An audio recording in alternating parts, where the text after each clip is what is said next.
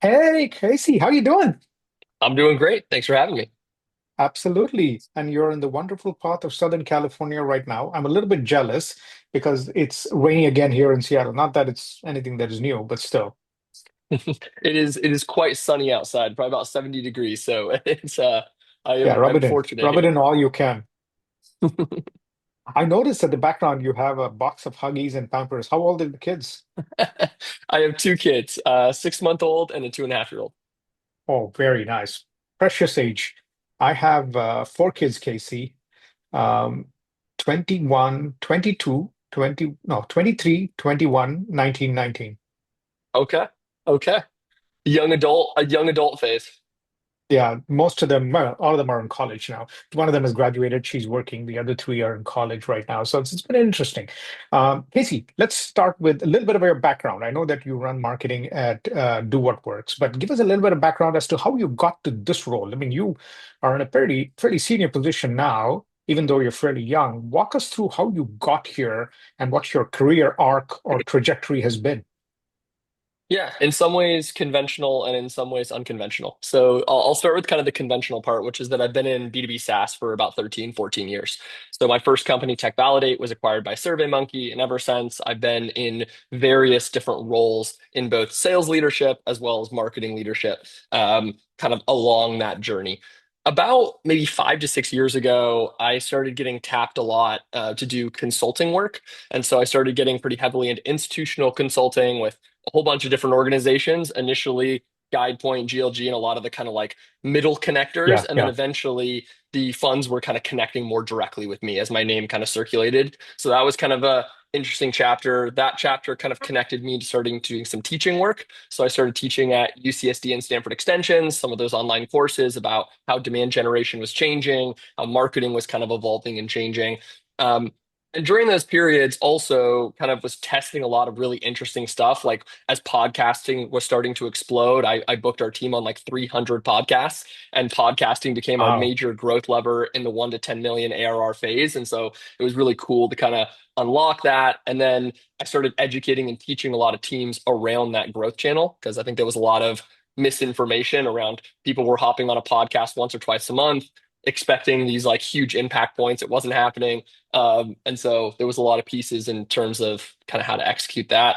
Um, and then kind of recently, oh, and one thing I'll note, it's a little bit, again, separate to this, but in terms of this trajectory, in 2019, I launched Kickstarter, launched my first e-commerce product, took that business Nice. through three phases. We 800% funded, and then we did a direct sale motion, and then I got it stocked in a bunch of retailers all over the world. So that was really cool because I was working with a lot of small businesses. And so it was really fun to be able to spend my own ad dollars, to be able to kind of be in the driving seat and Right, see right. all these things firsthand that I was kind of consulting and advising around. Um, and then in my As an last operator role, yourself. yeah, exactly, exactly. And so my last role before I joined Do It Works was at a company called Active Campaign. I had done a lot in the MarTech space, so that was like very in my lane. I did a bunch of organic growth motions there, set up LinkedIn as a kind of a system across the whole team, which was a lot of fun. I think a lot of leadership is leery of single points of failure. And I think one of the mistakes that a lot of creators make is they sell themselves as like, I'm going to build this big motion. But what the leadership wants to know is if you're gone in 6 months, if you're gone in 12 months, how does this continue to provide foundation like an SEO or some of these other plays, which conventionally have that foundation? So we built that up. We built our first influencer program and deployed that across 18 different influencers. And, we could have a whole separate episode on all the problems I think there are in that space. I think that a lot of people kind of bandwagon into the influencer motion. But we had a ton of learnings. And I think we found those areas where we really got a lot of velocity. And then Yeah. while I was working there, someone I had done past consulting, the founder of a company I had done past consulting for, reached out and kind of just kept poking of like, we'd love someone to run the show over here if there's ever an opportunity or a window. And just, I said no, and was kind of circling back every couple quarters. And then it finally kind of was. I was ready to get back in that startup world. I was at a startup. I've been at startups most of my career, but this was a 1,000 person company. There was some awesome parts about that, some parts that I didn't like as much in terms of the red tape and how it kind of the stakeholder flows tended to flow. And so then Do It Works. And lots of bringing people along. That's what happens in a big company, right? Even if there's no politics, sometimes it's just the amount of time spent internally bringing people along. I mean, you know what the right thing is. You've got enough questions to ask. Now you've got to bring so many people along. That takes like at least 30% more time. 100%. I mean, I sat down into one of our first leadership meetings, and there was 35 people at the table. So, I mean, that in and of itself was a huge difference, right? You had, brand, you had affiliates, you had website, you had direct demand, you had events, you had all these people, and then you have the VPs, you got the directors, you have there's just like all of these tiers of stakeholders. And so, with that, one of the things I've enjoyed shifting over and getting back into my marketing sprint mentality, which is kind of how I operate Do It Works, is the velocity at which we can ship with no red tape is phenomenal. I mean, we put out such a huge volume of content, and that provides a lot of that top of funnel for us. But just kind of close the loop on Do What Works. When you reached out to me and I started to kind of get a sense of the product, the other thing that really excited me was so we had this technology that could see any split test from any brand on the web. Yeah, yeah. And I had been in a world where I'm always slugging in a hyper competitive, like inactive campaign. We're directly fighting against the HubSpots, against the MailChimps, against these huge multi-billion dollar orgs, as well as hundreds of startups that play in the email automation and CRM world. So it was cool to go into a space that was much more of that blue ocean, was much more of like we're doing something super distinct. And so that's been really fun. And Yeah. from a You know, content standpoint, it's a dream. the interesting part is MarTech is so competitive. There are 15,000 companies. And let's say you're in a niche within the 15,000, even if you pick a niche, let's say ABM, there's still at least 500 companies. And it's not clear, not only to the vendors and not even clear to the customer, how do you differentiate? So I agree with you. Going from that kind of a hyper competitive space to a less competitive one, there are different challenges. Marketing challenges are different, but it feels like the pace is I mean, it feels there's a lot more room for being creative. Otherwise, in this case, when it's super competitive, you have to do a lot of things that everybody does, plus you have to do some more. 100%. And on top of that, because I've worked for multiple companies in that space, I think there can be a little bit of a reluctance from a lot of leaderships to really verticalize. There's this kind of interesting contrast where if you talk to investors and boards and you talk to these outside parties, they always are like verticalize, find your niche, go deep, look at what Klaviyo did. As an example, Klaviyo in my industry is a really good case of like they leaned really into B2C and e-commerce and like carved out their spot there. But a And lot of those only brands, email. They started with SMS and only do email and SMS, right? Forget about yeah. everything else. They're like, oh, we're not doing ads. We're not doing all that shit. We're just doing email, SMS. That was how lean they were. And of course, now they do CDP and the whole nine yards. Yeah, no, 100%. But it's interesting that a lot of these big companies, like HubSpot's an example, Mailchimp's an example, ActiveCampaign where I worked was kind of an example. It's not that they won't build verticalized content, but they're very leery to commit because they're like, we serve everyone. But as a byproduct of that becomes an interesting challenge because you have a structure that is always trying to serve a ton of different ICPs. So, anyways, I digress. But that's eventually what landed me in this current CMO position.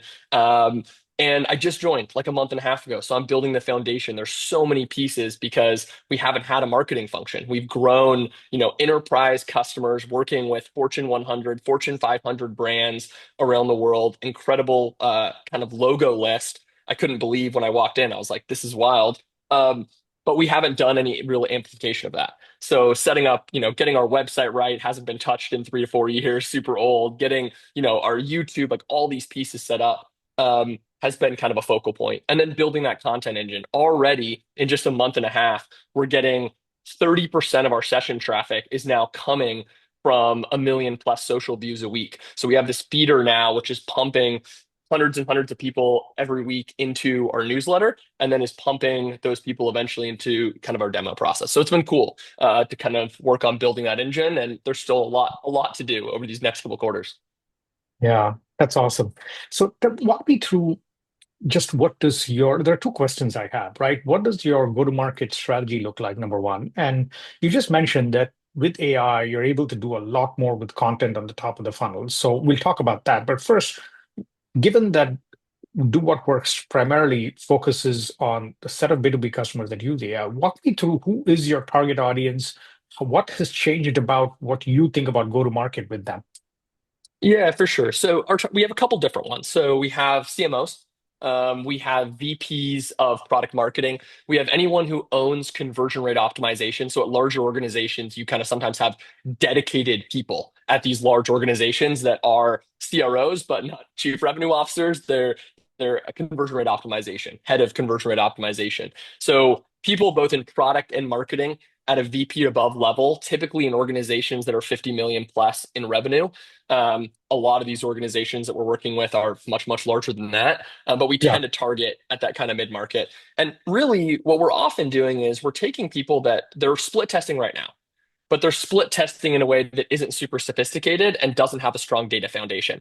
So that's where that we're kind of working with those teams to build much more structured CRO programs for them that have a foundation of data. So when they go to make those tests, they can look at like, tell me what 500 other B2B SaaS in my specific situation, tell me what they tested these CTAs between start free trial or like launch demo. Like, what do those results say? So that hopefully they can launch a smaller number but much more effective tests yeah, in that kind of space. So that's kind of like one of the narratives that we're trying to work on from a content perspective is to get people to see that a little bit different. The other major pillar though that we've been leaning into is just sharing individual tests. So sharing individual tests, it's not like the aggregate trend that people would get as a customer of like, here's what 500 tests say, but it's like it's an infinite engine of content. So you can say, look at what Apple did, look at what Microsoft did, look at what. So you have this yeah. infinite So you thing to get the piece long from. tail. A lot of people call this, by the way, I don't know if you've heard of it. They call this also programmatic content SEO. Have you heard of that? I've heard of programmatic content SEO. Yeah. Yeah. So essentially, it is. I'm making it very simple.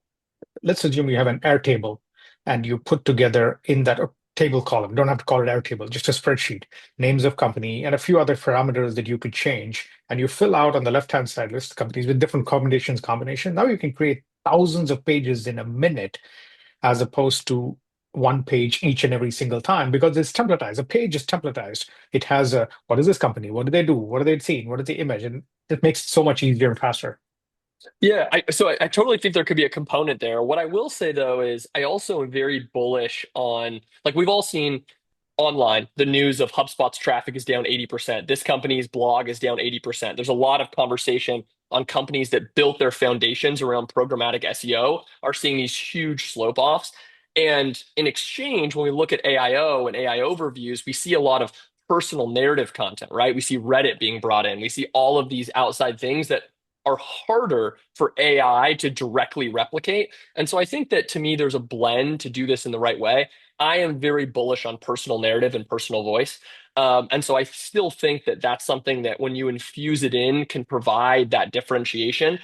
I kind of take a blended approach. So when I'm producing content, we get results of a test, for example, right? We say like, hey, we see that, this CTA is winning or videos versus text are winning here.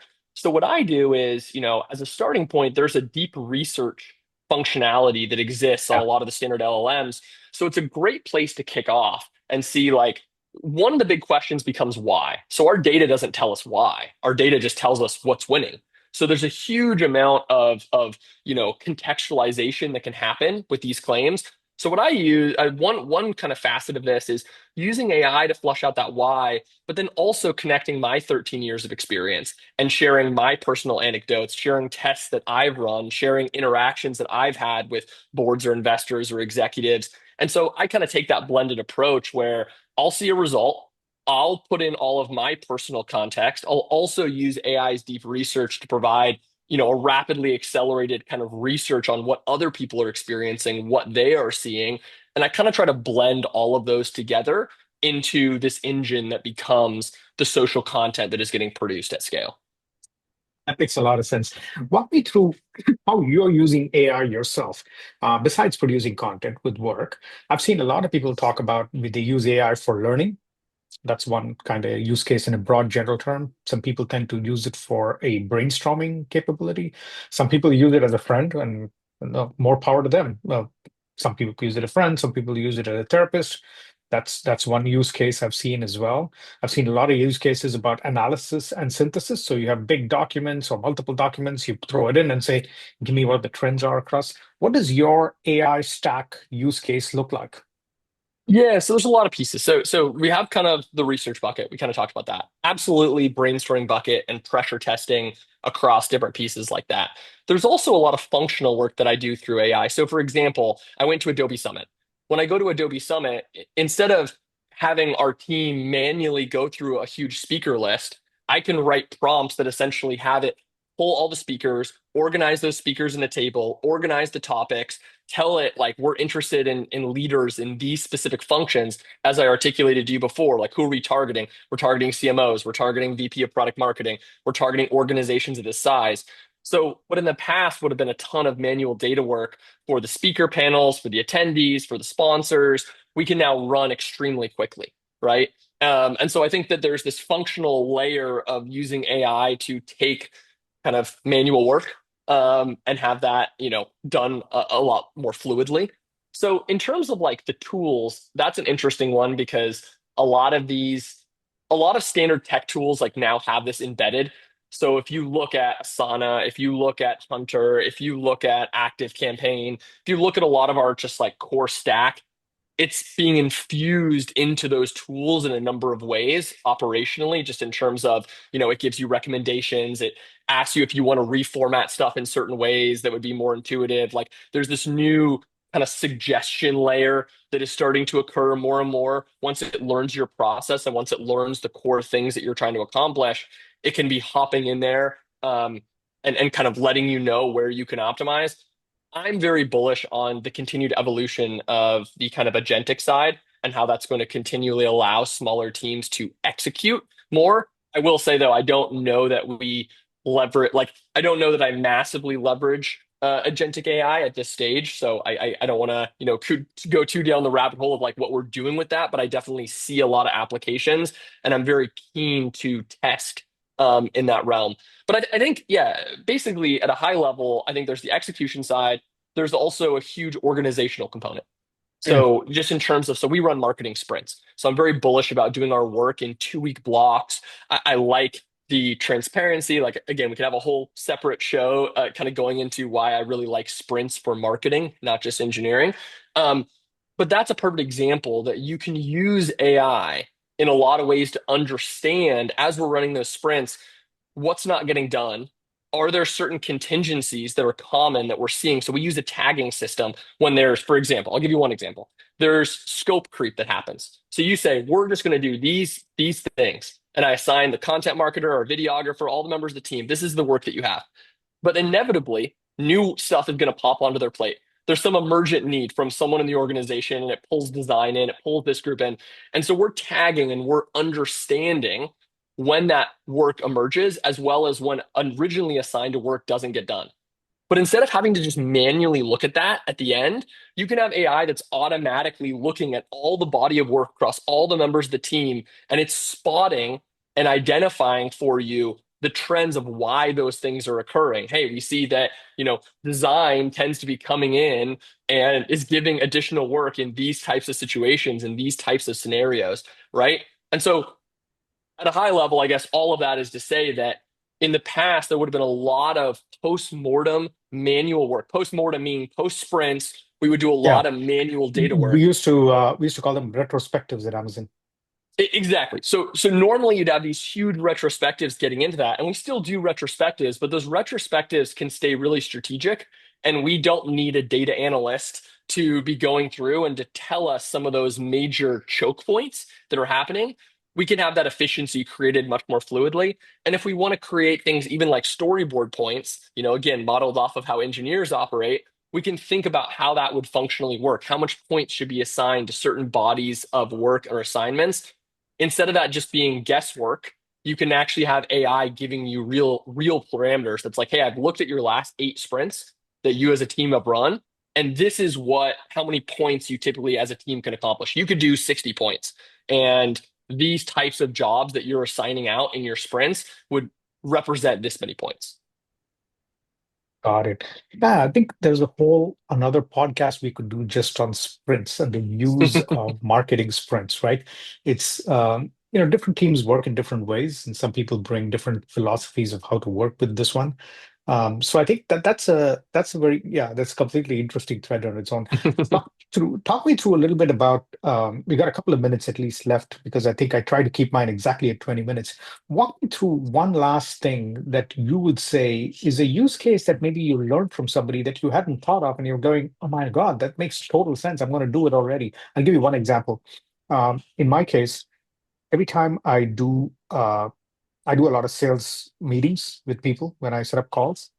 And we take that, we put it into an AI system, synthesize it, and we use that for a blog post or LinkedIn post because you'll get an insight or two anytime you talk to somebody. For example, this one, I think the whole sprint and marketing concept sparked me. I used to do that, completely sparked me on a thing.